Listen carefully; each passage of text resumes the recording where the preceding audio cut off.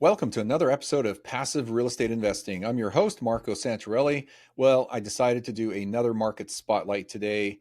I haven't done Indianapolis for a while, and so I thought I'd bring on my good friend and property provider, Michael, from who knows where. He's in a different state every time I talk to him, so I Right. never know if he's in Florida or Columbus or in Indianapolis. But Michael, hey, welcome back onto the show. Hey, thank you, Marco. Thank you. It's been a minute.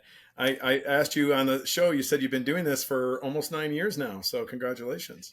Yeah, 2015 is when we launched the podcast. Yeah, it's been a long time. It Yeah. doesn't feel like 9 years, but it's been 9 years. So it's all fun. But for those of you who are listening to this and don't know Michael, Michael is one of our great property providers in the Indianapolis, Indiana metro area. We've been working with Michael for man, how long has it been? 12 Over years? 9 years. Yeah, it's been a long time. And Indianapolis is one of those markets that for us has been a perennial market. We've been in Indianapolis, not necessarily having inventory in Indianapolis all the time, but we've been in and out of Indianapolis for a very long time. And the nice thing about Indianapolis is it seems that the numbers make sense there all the time. Yeah. And there is inventory there almost always. And that's great because if you're a real estate investor looking for a stable market where there is inventory and the numbers make sense, Indianapolis is definitely a choice. Like it's definitely one of the markets to look at.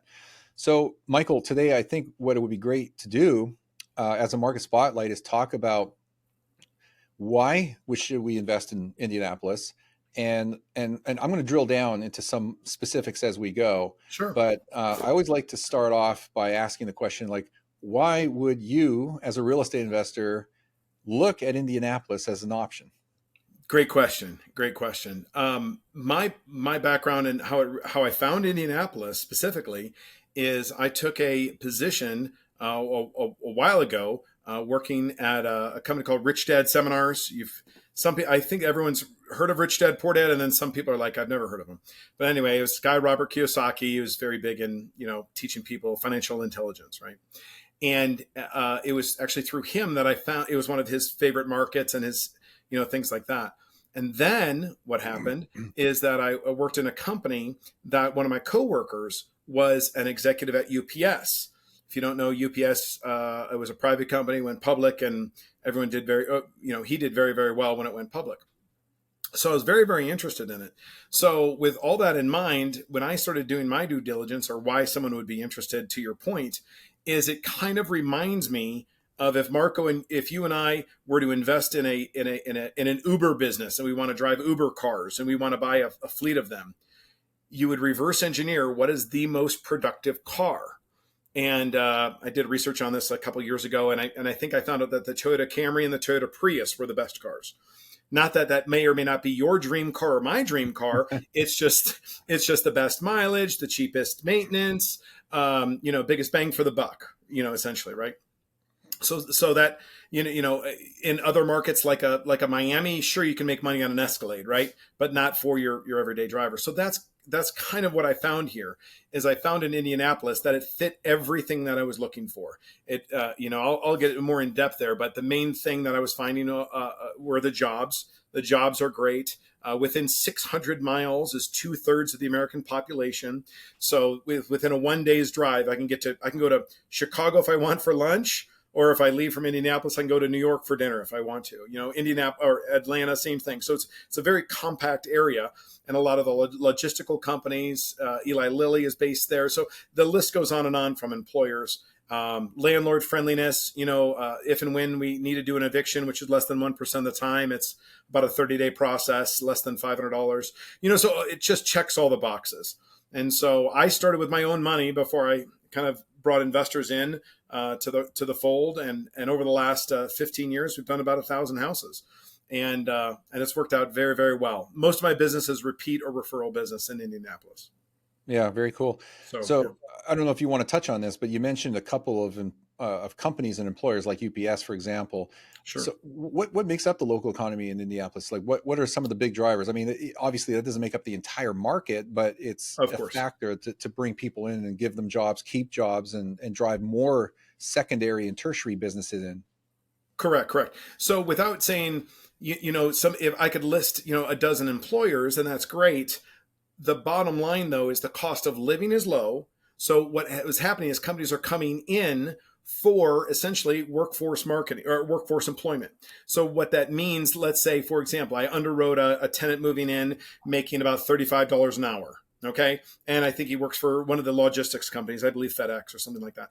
So someone can live in one of our rental properties. They can not be late on rent, is which we're all interested in. They can make a good income. They can withstand, annual or every other year increases in their rent, and it works out very well. If I were to, truth be told, are we renting to the executives at Eli Lilly? No, we're not. A lot of people that make over $200,000 a year are not renting our houses, truth be told, right? However, if someone wants to work in our city from the FedExes of the world or Angie's List, or it's the second home of Salesforce.com, or we have a predominant, an oddly large number of schools in the area. Schools are kind of like, I don't want to say recession proof. It almost sounds arrogant, but during recessionary times, people go back to school. So those are little microeconomies from Indiana University, et cetera, et cetera. So what we found is that our tenants, if they want to work, they can. I want to say unemployment, the exact number escapes me, but it's, less than 5% or 4%. So that works out very, very well for people that want to work. And that's fantastic. So very rarely, when a property is turned, we just had a tenant turn. I believe they lived there for 7 years, and the property is vacant for 1 month. And so Wow. that's what we're looking for. That's what we're Yeah. looking for. I myself, although yes, we own the property management company, we're mainly investors. So we run the business because we own property, just like my sister does, just like my wife does, just like my kids own property. Is we run it lean and mean so people make as much money as possible. Yeah, that's awesome. And Mhm. I think you should be. It's kind of like eating your own dog food, right? Right, You got to right, you, you've got right. That's you've kind got of to a invest unique in what analogy there, but okay. it's a strange one. I've heard that said so many times. It's kind of a crazy saying. I don't know where it came from. Just like Right, killing two birds with one stone. Why would you want to kill any birds, let right. alone two? Exactly, exactly. All right, so I've been out of touch with what has been going on in the indie market for a little while. Sure, So I'm going to ask you some pretty basic questions here. no Is problem, it no problem. is it more of a seller's market, a buyer's market? Is it now balanced? What has I been would say going it's on more on there? the balance side of things. Of course, our opinion of what the government has done with interest rates doesn't really matter. They've done what they've done, and they've slowed down the economy with rising interest rates, which is post pandemic, I think, is maybe a good move. We're running too hot, right? And now, then, that said, is the interest rates are our homes are still appreciating at a very, very solid clip. So what we found is, yes, for example, my sister was looking to sell one of her homes. She owned it 10 years. She's owned it for 10 years. She bought it for $120,000. And I believe we did some preliminary comps. At 10 years later, it's worth $220,000. So we get solid appreciation. The rent has kept up with that. We're looking at 7 to 9.5% cap rates, give or take, depending on where we're at. So the rents have kept up with the purchase prices. So it's been very solid. We don't necessarily cater at all to a Section 8 marketplace. We as landlords, we don't have to take Section 8. Their coupons are below market value as well. So we cater to a fully employed tenant, which seems to work better for our investors. Usually, when you hear about Section 8 tenants, the Section 8 payment is higher than market rent. This is kind of interesting that it's Right. lower in Indy. Right. And we don't have to take it. So, so I was talking to a friend of mine in Oregon or Washington, one of those states up there, and they were required to if they kept up with market. And that said, we just have found it over the years. At one point, we were taking in quite a bit of money with Section 8, and it's just long term. It's just not where we wanted to be. We want to be with people that, even our lease says, if there's a minor fix under $100, we're going to ask you to do it. So we want people that are maybe take a little bit more responsibility for the care of their property, and because we have a tenant, a strong rental base, we can afford to be picky when we're interviewing tenants. And that's what we do, from the financial aspect to the previous landlord blessing, to the employment verification, to everything else. All of these properties that we buy, and we're able, because we have 15 years experience, we're able to. Everyone knows in town that if I say I'm going to buy something, I'm going to buy it. It starts off in our portfolio first. So we buy the home, we rehab the home up to our standards, knowing that we're likely, 99 times out of 100, we're going to retain management of it. So if we do that, we do a very, very thorough job. And the tenant stays in. Our goal is to have the tenant stay in as long as possible.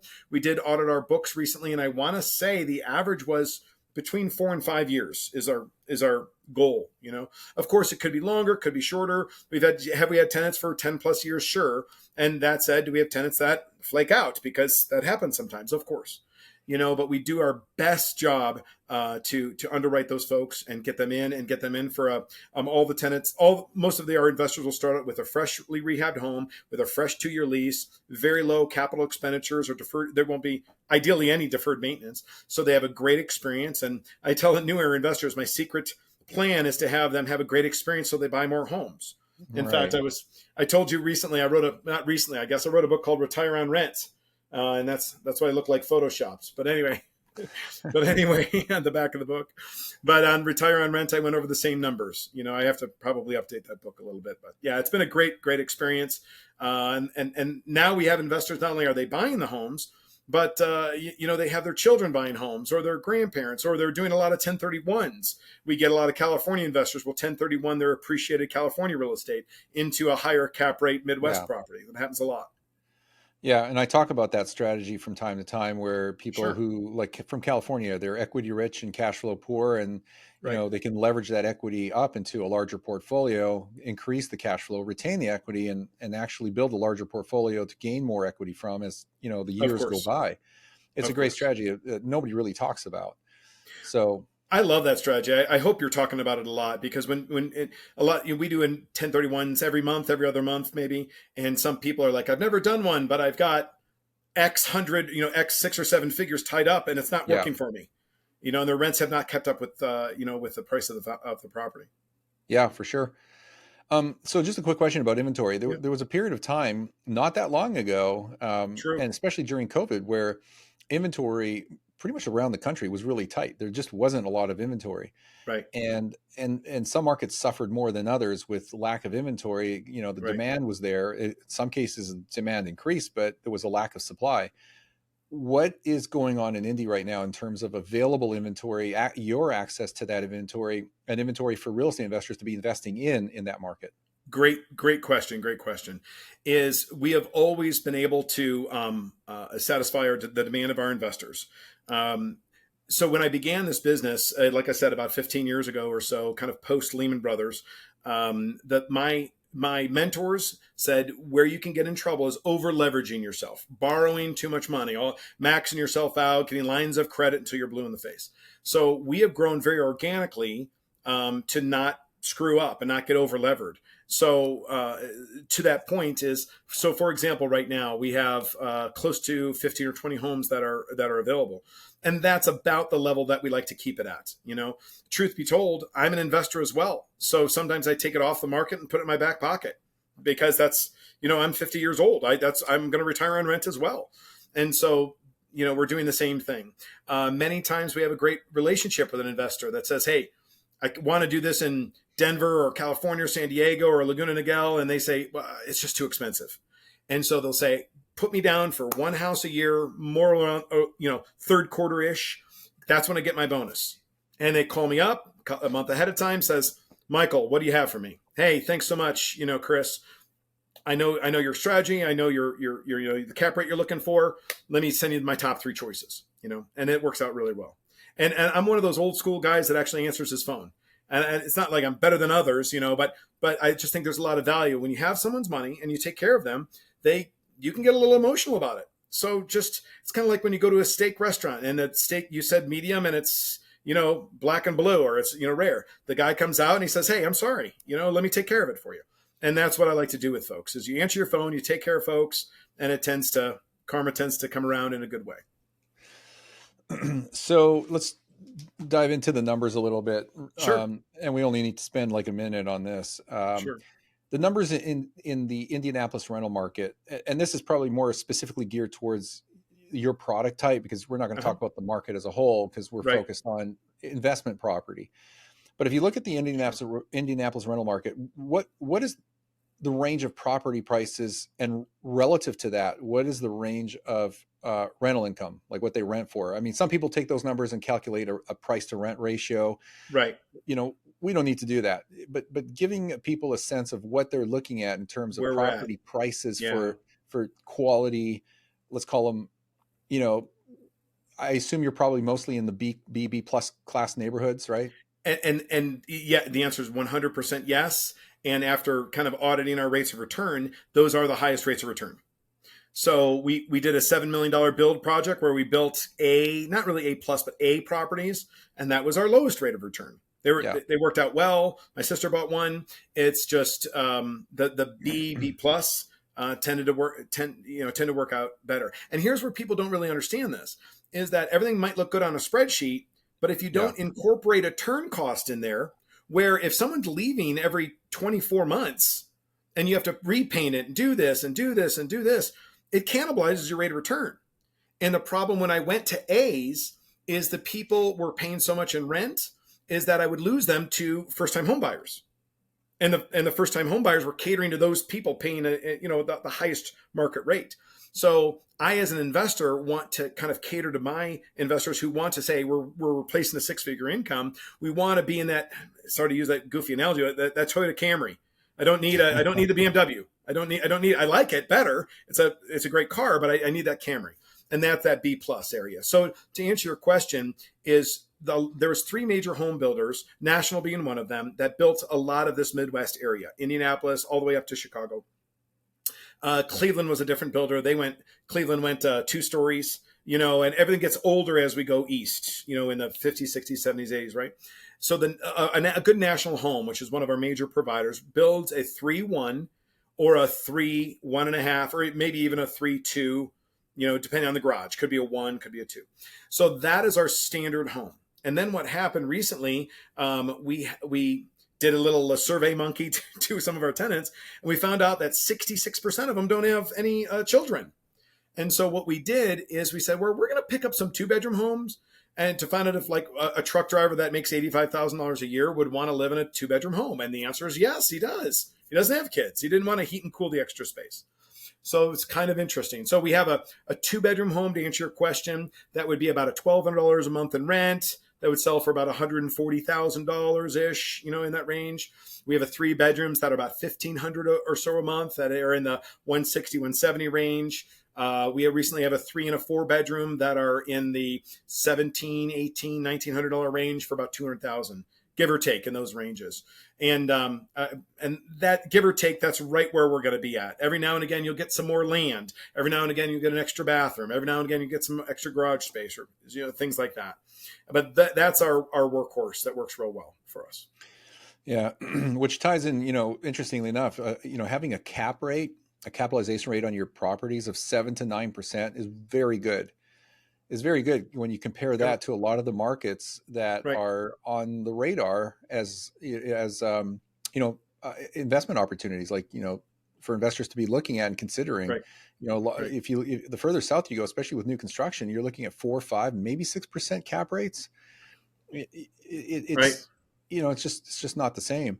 Kind of a tangent question, real quick. Sure. Years ago, we always used to talk about this 1% rule, like the target of 1%. Like I already talked about this on the show. I have my own opinions about it, Mm-hmm. but I just want to pick your brain for my benefit Of and the course. audience. Of course. Do you think this whole 1% rule and that being the target, the goal, it has flown out the window? Like, I mean, is that long gone? Great question. So if someone calls me up and says, I want a 1%, I think I'm with you where you come from. It reminds me of this. I think I had breakfast with my daughter. I love my daughter. She's 20 years old. And, I had an omelet and a cup of coffee, and she had avocado toast, I think, or something like that. And I think she had some sort of drink or something, It was $50. It was almost $50 to get out of there. And I remember with my dad, it's $5.99, I think, for sunny side eggs and bacon, for my baby boomer dad, and white toast or something. I don't know. I just can't get out of, maybe I'm plus or minus 20% to these numbers for wherever your clients live, but it's just, everything's just more expensive, and so that's kind of where it's at. So if someone says I want a 1% house, and I can get there, but I'd have to go to a C market. I'd have to go a little. It's just not going to. I could put it on a spreadsheet; it would look good. It just won't perform as well for you in these Rust Belty areas, in these kind of Kansas City, in my opinion, in these Kansas City type of Indianapolis type of southern Tennessee area. I've got to reverse engineer that neighborhood, which has that tenant that's willing to pay that money, and they're going to stay there, and they have the jobs to stay there. And I just can't. I want to do I want to do the roof and the HVAC and the carpet and the plumbing. I want to do everything so that the investor has a great experience. Now, I don't want to say, okay, well, let's give it to you without the wheels on the car and charge you full market value. That's not a win-win. We've got to take care of the investor. We've got to take care of that tenant. And so and now that said, I just had a gentleman close on a home in California, and he worked for Google, makes a great salary, great credit, but he was on either sabbatical or he lost his job, something along there. So he lined up with one of our debt service coverage ratio lenders, DCSR loans, flew right through. Our ratios were fine. He had great credit, did not have a job, and had no problem qualifying for the home. So before we dive into the properties that you are renovating, making turnkey, and making available, before we kind of deep dive into that, let me ask you another question. These are the two things in my head that I evaluate every time I look at a market. Okay. I always look at jobs and job growth. Yep. And then I look at population, and if there is population growth. There doesn't have to be population growth in my mind. I just don't want to see strong population decline over a long period of time, like a prolonged year after year after year basis, because then that will impact the real estate market. So do you have any comment or anything you want to share about the jobs and job growth there and population? Both are very positive. So we are the 13th to the 15th largest city. Okay. And it depends what report you read from Fortune or Forbes or whatever it may be. And both are positive. Perfect example is we just built a new airport. I say just, but it's been a few years ago. And so what we did, because of the growth of the population, we sold our old airport to one of the big FedEx or Airborne Express, and we built a several $billion airport because we had the dirt to do it. There's subdivisions going up. And in the Midwest, I will say single families work better than multi-units, because think about this. We can rent a 3-bedroom home for $1,500, let's just say, right? And someone can live there, and it's a safe, wonderful home. To go to a multi-unit and those would rent for a little bit less, say $800 or $900, we just get a lower demographic of a tenant who's likely stereotypically not married and doesn't have kids, and they're not going to stay as long.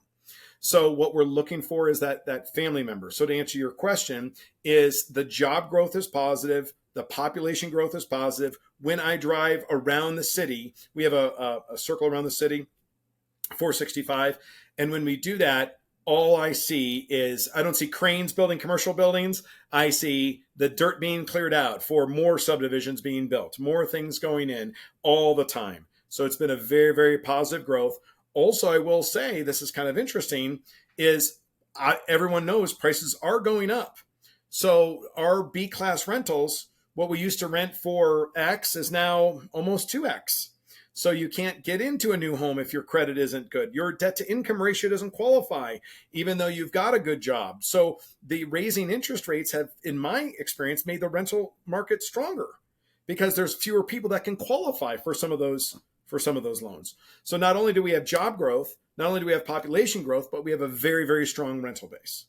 So I can get the exact numbers for you from my one of my offices, but we have, I will say, boots on the ground, meaning our leasing office is we still have way more tenants than we do properties, and qualified tenants. And it's been a wonderful, wonderful, I don't want to say easy, but it's my leasing department is overwhelmed more than they're underwhelmed, hands down, for any of our vacancies.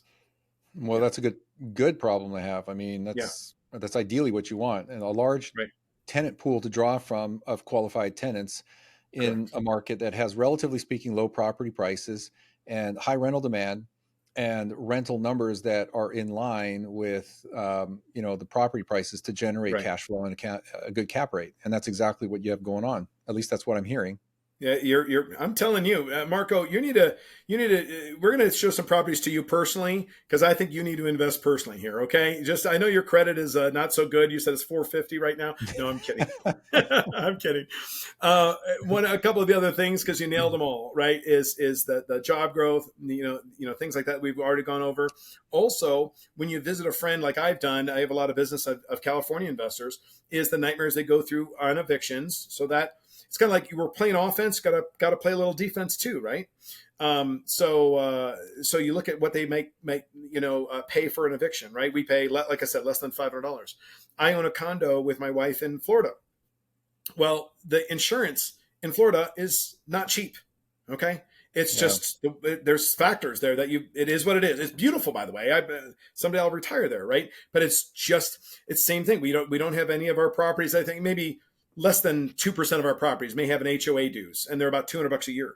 But a condo would, and that just an HOA would cannibalize your rate of return if you're spending Mhm. $400 a month on HOA for them to mow the lawn, right? So when you add up all these factors, it makes a ton of sense. And I'll have my wife, for example, she was very busy, and she says, "Well, set me up with a couple houses." Kind of when we were dating and this and that, and she's owned them for years and has never seen them. My sister has never seen her houses. We have investors in one of my bigger investors in Ventura has well over 20 homes. Never seen them.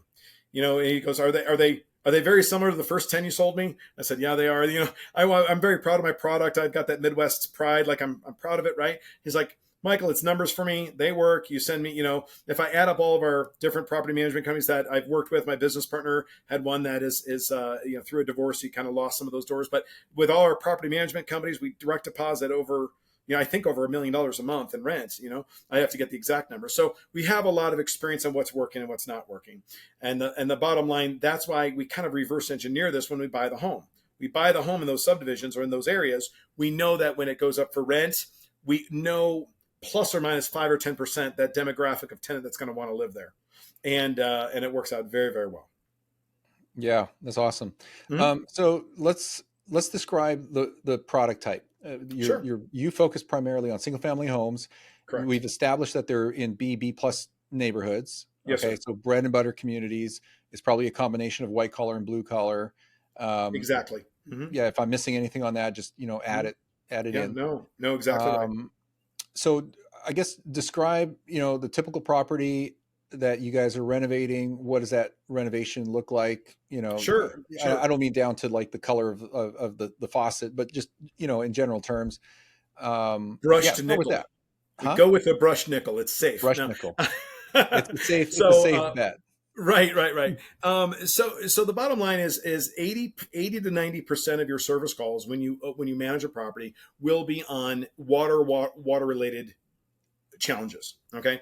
So when you go into a home and you want to give an investor a good experience, is we're almost always, if the plumbing was done last year, we're not going to replace it. Okay. But by and large, we have older homes that we will buy and we'll upgrade all the plumbing. Okay. From fixtures and faucets and kitchens and bathrooms, everything that has to touch with water heaters, etc. Then we'll go to all your more expensive areas like your HVAC. Okay.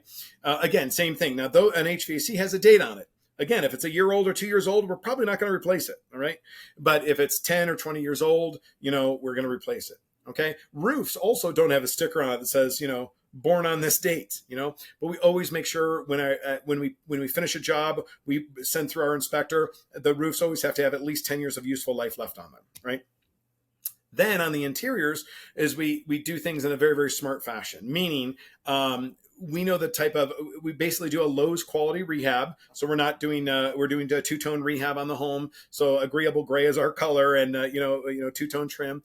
But the things like garbage disposals, the things like we have a garbage disposal, but we don't have any dishwashers in our properties because our market doesn't care about it. And people think that a dishwasher is a garbage disposal. So then we were calling up investors, charging them, money to go ahead and do a maintenance call. But if we don't have any dishwashers, we don't get any maintenance calls. because you know what I mean. So we reverse engineered all this stuff. We put a cabinet in that space instead of a dishwasher, right? We have all of our tenants buy their own appliances on purpose. Okay, we have a secondhand place that we refer to. It's very inexpensive. They buy their range, they buy the refrigerator. Why is that? We've owned properties for years. We're not Maytag. So if it breaks, it's on you, and it doesn't affect our rental rates whatsoever. So little tricks of the trade that we've done over the years, so that we get a good rental, good rental amount, right? On top of that, we have a very green area. We have meaning that it's very green in our areas, which means that we will. I think one year I spent, you don't even want to know, well over 20 or 30,000, I think, on tree trimming, because you don't want trees over the house. Little things like this all the way down. So once the property is dialed in with new kitchens and baths, and new plumbing, and new HVAC, and new water heaters, we go with a PEX type flooring, of course, or a luxury vinyl plank type thing. So when all that's said and done, then we'll go ahead and do some very minor exterior things like that. We don't spend a lot. We spend more of our money on the inside. If they want to go ahead and put down, $500 a mulch, knock your socks off. I'd rather give my investor a new HVAC system than that, right? All of our tenants will mow their own lawn as well. That's already in the lease. They take care of that as well. So and that's who we're looking for. We're looking for someone to take pride, a little bit of pride. In the Midwest, it's very easy. We also, I have, most of our tenants have a smartphone, right? So we will, in the underwriting process, we will say, hey, listen, Marco, your application is conditionally approved. 85% of our tenants are on an auto pay system, meaning rent is due on the 1st, it's late on the 5th, and you're evicted on the 15th. Do you foresee any trouble enrolling in our auto pay system? And if they, that shouldn't be a problem. You should be wanting to pay your rent on time, right?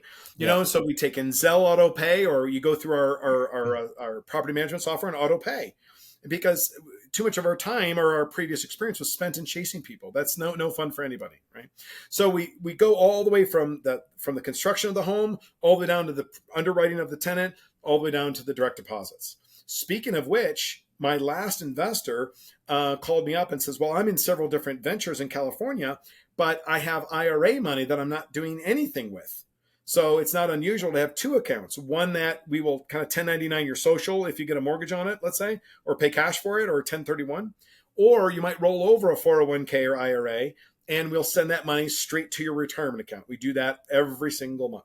And we really enjoy that, because now we're getting to that level where we're truly replacing their income, and that's a lot of fun. Yeah, I don't see how anybody can't be set up on automatic payments in today's day and age. I mean, everything is, digital and online. Why not just get set it up? I mean, I haven't seen a check in a long time. So. Right. My dentist demanded that I send a check, and I'm like, I'm traveling. I don't even know how to, I had to set him up in my bank as a payee in order to send him a bank check, Yeah, I don't get it. Okay, well, it sounds like your properties are truly renovated in turnkey condition. Absolutely. Like the expectation, I would imagine, is that you take possession of the property and there are no deferred maintenance items on the properties. Correct. Yeah. Correct. Absolutely. People say, do they want a warranty? And what you'd usually warranty would be the components that we've already replaced. Also remember, the tenants are buying the appliances. Yeah. Right. So we don't really need a warranty, because there's nothing really to warranty, What didn't I ask you about the properties themselves or the management? Because those seem to have gone hand in hand here over the last few minutes. What didn't I ask you that you want to share, or that I haven't asked you about? That's a great question. What I enjoy, since we've done this before, what I enjoy when someone calls me up and says, hey, I'm going to give you guys a try, or I want to buy one or two, is what I enjoy is when someone tells me their goals. It's kind of like, I play a lot of pickleball and I lift weights. That's what I enjoy. Good. All right, great. Well, what I do at the gym is not right for you. And what you might want to be a triathlete. Well, you better not lift a bunch of weight like me, or, whatever. So tell me what you're going for, because I've had somebody's come up to me when they're 50 years old and they've said, hey, Michael, here's the deal. I need 15 grand a month. I need it as fast as possible. Can you do the math problem with me? And a lot of that stuff is basically math. I don't need any money now until I retire at age 60. I want 15 grand when I'm, and and that's fun for me.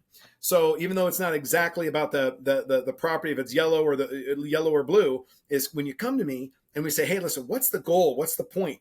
I kind of get excited because then I reverse engineer all this stuff and I pull it from here and pull it from here. And I'm like, well, we're going to give you some 2 bedrooms, or 3 bedrooms, some 4 bedroom homes. We're going to be mindful of this appreciation, but your goal is cash flow, right? Now, if you come to me at 28 or 30, you're going to say, well, I only can buy one house every 4 years. Well, we're going to give you a house that has a little bit more appreciation, maybe, because your money's going to work a different way, right? Mhm. So come to me if you're interested and say, hey, what's the goal? What are we going after? And that's a fun part for me. So then I'll put this house in, put this house in, put this other house in, and we'll make it work. And since we have that experience, we can make that happen for you. So the houses are very similar. That said, it's the experience that we have, and like one of my newer clients in Oregon said, it's your team. You got to be able to count on your team. And in the beginning, I said everything. We used to say that like a Section 8 lease is guaranteed, right? It's a guaranteed lease. We don't guarantee anything because it's people's behavior. They can leave a section, so you've got to take care of people. And now that we have this experience over the last 15 years, it's worked out very, very well. And so Mhm. what I say is just call us up, call me up. I still respond to my phone, and I enjoy it because it's in their best interest. And so that's kind of the long and short of it. Whether the property's on 3900 block or the 4200 block doesn't matter as much as kind of what your goals Right. are, and that gets me excited. Yeah, love it. Make sense? Yeah, it makes complete sense. Well, look, our experience with you for what feels like 15 years now has been Right. great. Right. Yeah, it's been fantastic. Thanks. Indianapolis is a perennial market. It's always been there. It's always worked well. There's inventory. The numbers make sense. Right. The properties truly are turnkey. Right. Um, there's just so many reasons to consider Indianapolis. Even if you don't invest in it, you should investigate it. And so, Absolutely. yeah, definitely. So Yeah. so anyway, this has And been what we say great. to some investors, sorry to interrupt, but what we say to some investors they're like the numbers make sense and they're good to go, right? It appraises out at X. The inspection items are these 3 things. We already punched them out yesterday. We're done. I need your bank account and routing number for direct deposits. Okay. Other people say, I want to fly out. Yeah, Great. We do an investor interview. It takes about 3 hours, 3.5 hours. They fly out on a whatever it may be. We do them usually on Wednesdays and Thursdays. They fly out on a Wednesday, go to sleep, wake up Thursday morning. We do the Chamber of Commerce tour, right? Here's the markets, here's the houses, here's the rehabs, here's 3 houses that we're working on, here's the 5 houses that you were interested in. Go from there, and they fly home that next day. I'm not opposed to that. In fact, as long as I've said this before, as long as each of us aren't wasting, each of our time, buy your ticket, I'll reimburse you. I'll fly out, because it's just, I'm looking for those longer term relationships. yeah, that's a great thing to do if you've got the time and you're that type of person where you're touchy feely, hands on. You have to see it with your own eyes. Take advantage of that, and that can be Yeah. done in any market. Like I remember the day when I was talking to investors years ago, saying, you know what, just fly out there, go out there for a day and check it out. Go on a tour, meet Right. the team, shake hands with everybody, Right. look at the properties, the ones that are finished, the ones that are under renovation, and Right. it'll give you a much better, idea of what's going on. But Hands down. a lot of people are busy and a lot of people, realize that, hey, I can do everything I need to do and all my due diligence remotely. I don't, as long as Right. I've got the team and the right people Right. and, our investment counselor here as their point of contact, all the things come together. Of course. Of course. So We also have anyway, FaceTime. So if you don't and, want to fly, we can FaceTime. It's not that hard, I mean, you yeah, know? literally you could even do a Right. FaceTime through the property and just see Exactly. it. Right. So, Yeah. anyway, Michael, this has been great. I Thank appreciate you. you taking the time. Thank you. So yes, again, good experience with Michael and his team. Great market. There's inventory. The numbers make sense. It's a strong market. You've got all the tailwind, no headwind at in this particular market. Amen. Give us a call. Amen to that. So, all right. Well, just in wrap. Thanks again, Michael. So, in Yep. wrapping up, if you have further interest or questions or anything about what we've talked about today, go to our website, get in touch with your investment counselor, whatever the case is, and we'll, get you connected with Michael. We'll give you some more information, answer your questions strategically, tactically, the available inventory in the pipeline. Michael has told me that he's got more inventory coming down the pipeline here soon. So the timing is good.